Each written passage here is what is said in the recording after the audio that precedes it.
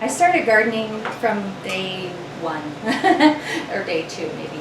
But my mom was a gardener and my grandma was a gardener, and it just came really naturally. Floral arranging came naturally too. My mom had made sure I had seeds, and she let me grow flowers when I was little and brought things inside, and it just continued all through. And I actually went to Reed College for horticulture, and so I spent a lot of time in the horticulture field and retail nursery sales. My mom actually worked as a horticulture therapist. She worked at a psychiatric hospital, and so she did gardening as part of their therapy. So it was, and now it's gardening therapy. Horticulture therapy was kind of a new thing back then, but they knew it worked. This was back in the 70s, and so I took it up, and I used to love going to the greenhouse where she worked, and it just spurred my need for planting and being in the soil more and more. The more I saw her, thriving. Well, I started in a flower shop when I was 17, and that was before I even was thinking about working in a nursery as a career.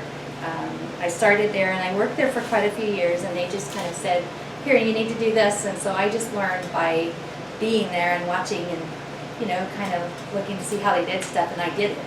And I was really good at it, and it just blossomed from there. I think I did my first wedding when I was about 20, and it was stressful and all that, but I still loved it, and I love creating that for somebody's their biggest day, basically.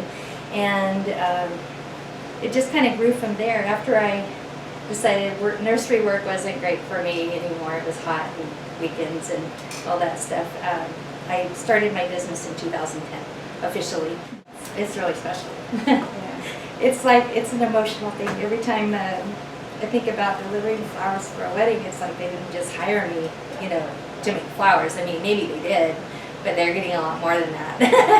And maybe not everybody understands it, but the ones that really get that are the ones that are really excited.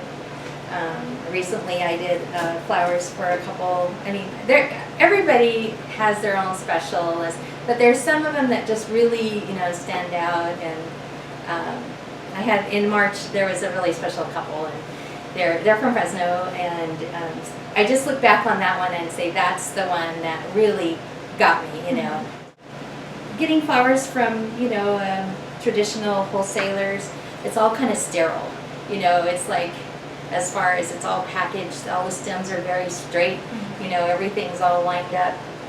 Growing things and using from the garden, things are crooked and wonky, and that's what makes it really cute. That's when you see these big, huge arrangements, of these popular floral designers.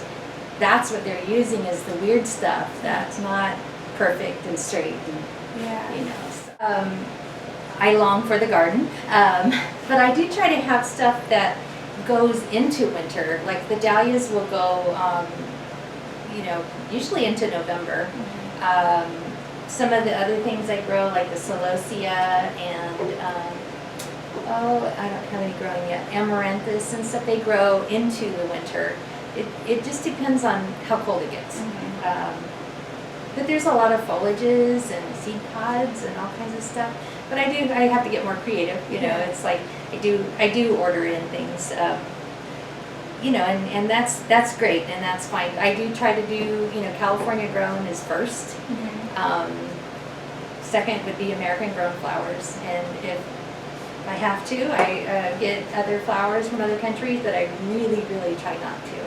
Yeah, sometimes. There's that one in March, but she was so nice she got it anyway. The one in March was really pretty, and it's like, I don't really want to give this away.